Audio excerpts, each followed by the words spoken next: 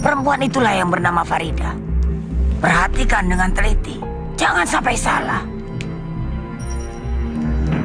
Dan pemuda itu yang bernama Sembara. Pemuda itu yang mempunyai cambuk wasiat. Tugasmu harus tuntas. Kau harus bisa mencuri cambuk wasiat itu dan menculik Farida. Tunjukkan pada saya, Mak. Seperti apa cambuk wasiat itu?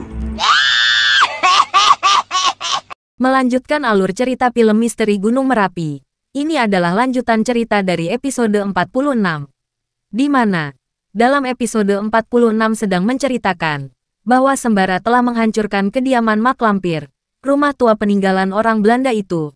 Sembara menghancurkan rumah tersebut dengan cara menggunakan cambuk sakti Amal Rosuli, yang mana cambuk sakti itu didapat dari Kiai Ageng Jembar Jumantoro, pimpinan Padepokan Cemoro Kuning di lereng Gunung Merapi.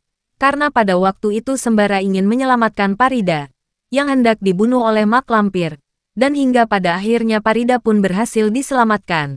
Namun di saat Sembara keluar dari wilayah Mak Lampir di sebuah hutan melihat Lindu Aji sedang dirayu oleh Dewi Mayangsari, murid nomor 1 andalan Mak Lampir, yang sudah menguasai ilmu. Mendekatlah, dan serahkan yang kau bawa itu kepadaku. Cinta padaku, bukan? Aku juga. Kau sangat tampan. Kau pantas menjadi kekasihku. Di saat Dewi Mayangsari asik merayu Lindu Aji, tiba-tiba mendengar suara alarm yang menyakitkan telinga Dewi Mayangsari, yang entah tahu dari mana sumber suaranya. Keluar! Hentikan! Hentikan! Kau pasti Dewi Mayangsari, murid Malampir. Kau tahu aku? Siapa kau? Aku Sembara, murid Kiai Jabat yang akan menghancurkan Malampir dan murid-muridnya, termasuk kau. Kurang ajar! Ya, Dewi Mayangsari pun kelihatannya tidak mau diganggu, karena sedang asik merayu Lindu Aji. Tiba-tiba ada suara sirine tanda bahaya yang mengganggu. Tiada lain yaitu Sembara. Setelah melihat bahwa itu Sembara, Dewi Mayangsari pun langsung membaca mantra ilmu Danyang Mata Iblis untuk menyerang Sembara. Namun kini Sembara tidak takut, karena Sembara pun punya ajian pamungkas, dan membawa cambuk sakti tersebut. Gurumu sudah merasakan kehebatan cambuk wasiat ini. Sekarang muridnya. Ayo, seranglah aku dengan ilmu kesaktian andalanmu. Setelah mendengar tantangan dari Sembara, Dewi Mayangsari pun langsung mengeluarkan ilmu pukulan bisa mata iblis. Ilmu yang sangat mematikan. Begitu juga dengan Sembara.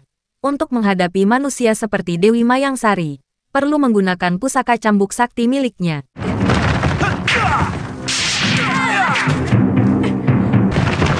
Tunggu pembalasanku! Perempuan itu menakutkan. Dia pasti lapor pada gurunya, Mak Lampir. Aku hampir tidak percaya Mak Lampir seorang nenek yang jahat. Dia ingin membunuh kamu, karena kamu keturunan Kiai Ageng Prayogo. Ayo kita pulang sama-sama, Ji. Sebenarnya aku ingin bersama-sama dengan kalian. Pasti menyenangkan. Tapi aku minta maaf yang sebesar-besarnya. Tugasku belum selesai. Tugas apa lagi, Ji? Mataram sedang membara. Akan mengusir Belanda si penjajah. Dan tanah air memanggil putra pahlawan bangsa. Kau harus mempersiapkan diri menjadi prajurit Mataram. Di sisi lain, kini Mak Lampir setelah rumahnya terbakar oleh senjata sakti Sembara, kini Mak Lampir sudah kehilangan tempat tinggal. Lalu kemudian mencari lokasi untuk mendirikan istana kembali. Ia pun mengajak Mardian untuk mencari lokasi tersebut. Dan kebetulan di tempat yang tidak terlalu jauh dari desa Watu, tepatnya di depan sebuah gua setan, ia pun menemukan lokasi untuk membuat istana. Lalu kemudian Mak Lampir memanggil semua dedemit penghuni gua setan untuk membangun istana, guna menebar ilmu sesatnya.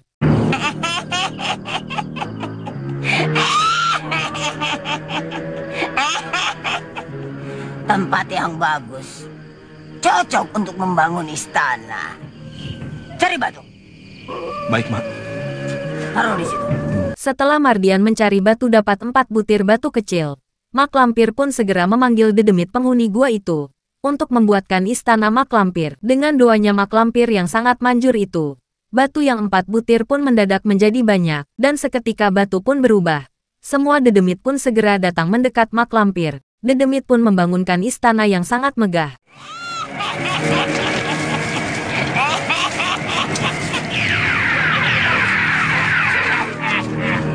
Sahabat-sahabat, buatkanlah aku istana yang megah. Istana tempat aku berkuasa, menyebarkan segala dursilat.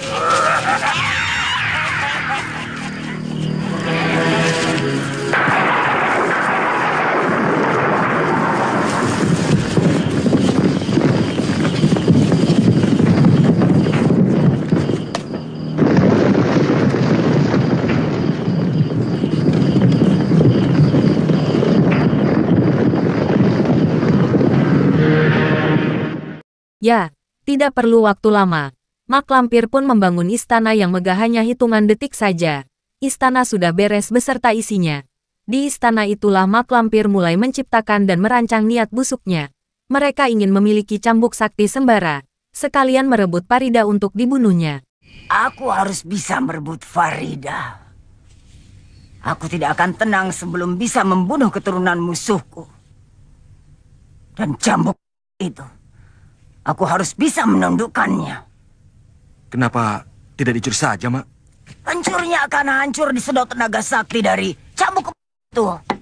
Jangan pencuri maling ayam, Mak. Tapi maling sakti. Mak Lampir kini mendapat saran dari Mardian untuk mencari maling sakti. Selanjutnya, kini Mak Lampir pun melihat maling-maling handal dan sakti lewat paso benggala andalannya. Mak Lampir pun menemukan maling yang paling top markotop menurutnya, untuk disewa guna mencuri cambuk sakti tersebut. Si Cerumbul, dia maling sakti. Ilmu kesaktiannya cukup tinggi, tapi dia susah diatur. Sarkali, ya Sarkali, dia maling licik. Dia punya ilmu yang sangat licik. Dengan kelicikannya, dia bisa mengalahkan setan yang paling licik sekalipun.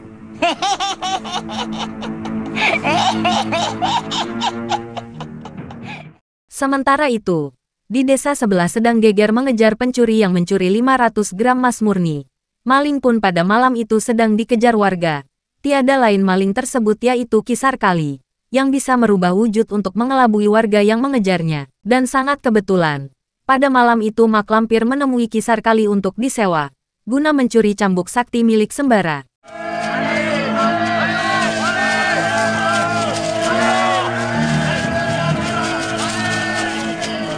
Ki Demang, ada apa? Kami mengejar pencuri, Ki. Lari ke sana. Ayo.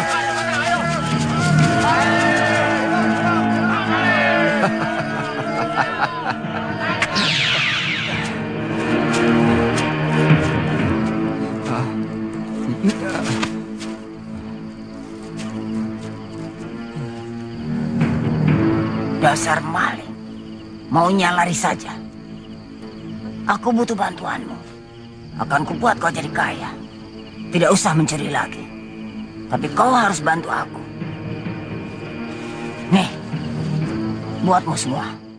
Ya, Mak Lampir pun menjanjikan kepada maling Sarkali. Ia berjanji akan membuat kaya maling tersebut. Maling Sarkali pun diberi uang yang jumlahnya sangat banyak untuk menuntaskan rencana mereka. Lalu kemudian, Sarkali diajak ke istana baru Mak Lampir untuk melihat siapakah calon korbannya. Sementara itu, di desa sebelah anaknya Pak Karto, yang sedang dipasung karena ODGJ lepas dari pasungan, warga pun menjadi geger karena dikejar anaknya Pak Karto. Namun kebetulan pada saat itu berpapasan dengan Sembara, Basir dan Farida, yang hendak menuju pulang ke Mataram. Disitulah Basir mengambil kesempatan untuk mencari makan. Lalu bagaimana cerita selanjutnya? Mari kita simak. Ada apa? Cepat lari, ada orang mengamuk. Hah?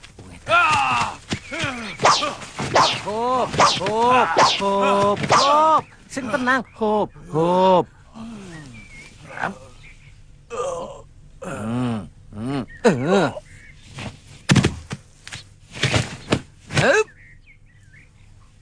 Wah. Kini Pak Karto merasa berterima kasih kepada Basir, karena Tarwa putranya Pak Karto yang lepas dari pasungan telah bisa dibawa kembali ke rumahnya, sehingga warga tidak ketakutan lagi. Terima kasih, Nak. Iya, Pak. Silahkan mampir ke rumah saya. Saya ingin menjamu Nak Mas. Mari, Nak. Baik, Pak. Bapak itu mengajak kita ke rumahnya. Kita akan dijamu loh. Kenapa kau mau, Sir? Perjalanan kita kan masih jauh. Kita harus sampai di desa Susukan sebelum malam. Kata nenek, tidak boleh menampik rezeki. Ayo. Ya, akhirnya Sembara dan Parida mengikuti Basir menuju rumah Pak Karto. Karena di sana akan dijamu makanan yang enak. Padahal perjalanan menuju desa Susukan masih jauh. Nah, ini kenalkan. Istri saya, anak saya. Ya, setelah tiba di rumah Pak Karto, Pak Karto pun tidak lupa untuk memperkenalkan istrinya dan anaknya yang bernama Suminten. Tapi tampaknya Basir pada saat itu jatuh cinta kepada Suminten. Bisa jadi di sini Basir mendapat pacar baru. Lalu selanjutnya, Pak Karto pun mengajak istri dan anaknya menuju ruangan tengah, lalu membicarakan ketiga tamu tersebut. Tamu kita tuh orang-orang hebat, Mbok Ne. Iya. Yang gemuk itu, yang akan mengobati anak kita. Cepat, siapkan makanan yang enak-enak untuk tamu kita. Iya. Kita harus menjamu mereka secara istimewa. Duk, bikin minuman. Setelah Pak Karto menyuruh membuat minuman, lalu Pak Karto pun menemui tamunya lagi untuk melanjutkan pembicaraan hal pengobatan anaknya yang bernama Tarwa. Tolonglah obati anak saya, Nak. Apapun syaratnya, akan saya sediakan. Oh, syaratnya gampang, Pak. Anaknya Bapak... anak Bapak... Oh, Minten. Anak saya namanya Minten. Suruh dia mencari kembang 7 rupa. Oh, iya, Nak. Lalu apa lagi, Nak? Lalu suaminya... Oh, belum ada, Nak. Dia masih gadis. Dengan ide Basir memang tepat dan akurat untuk mencari tahu mengenai Suminten dengan cara berpura-pura bahwa Suminten disuruh mencari kembang 7 rupa dan suaminya disuruh mencari minyak nyong-nyong. Namun dalam hal tersebut Suminten belum punya suami. Akhirnya Pak Karto pun terpancing dengan kata-kata Basir. Kini kita kembali menuju Mak Lampir, di mana pada saat itu Mak Lampir sedang berada di istana barunya bersama Mardian dan Kisar Kali. Maling yang paling licik di antara maling terlicik pun, Mak Lampir sedang menunjukkan kepada Kisar Kali dan menyuruhnya Kisar Kali untuk mencuri Parida dan pusaka cambuk sakti milik Sembara. Kisar Kali, lihat. Perempuan itulah yang bernama Farida. Perhatikan dengan teliti, jangan sampai salah. Dan pemuda itu yang bernama Sembara yang mempunyai cambuk wasiat. Tugasmu harus tuntas. Kau harus bisa mencuri cambuk wasiat itu dan menculik Farida. Tunjukkan pada saya, Mak. Seperti apa cambuk wasiat itu? Lihat. Cambuk wasiat itulah yang harus kau curi.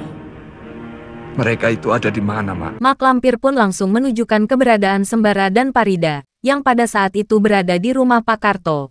Dan kebetulan, Kisar Kali sudah tahu keberadaan rumah Pak Karto, yang konon katanya Pak Karto sudah pernah mengobati Tarwa kepada dukun Sarkali.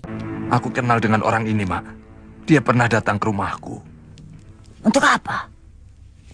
Meminta obat untuk anaknya yang gila. Bagus. Berarti kau sudah mengenalnya. Cepat berangkat. Kiranya sampai di sini dulu alur cerita film Misteri Gunung Merapi untuk episode kali ini. Mari kita nantikan di episode yang akan datang. Terima kasih.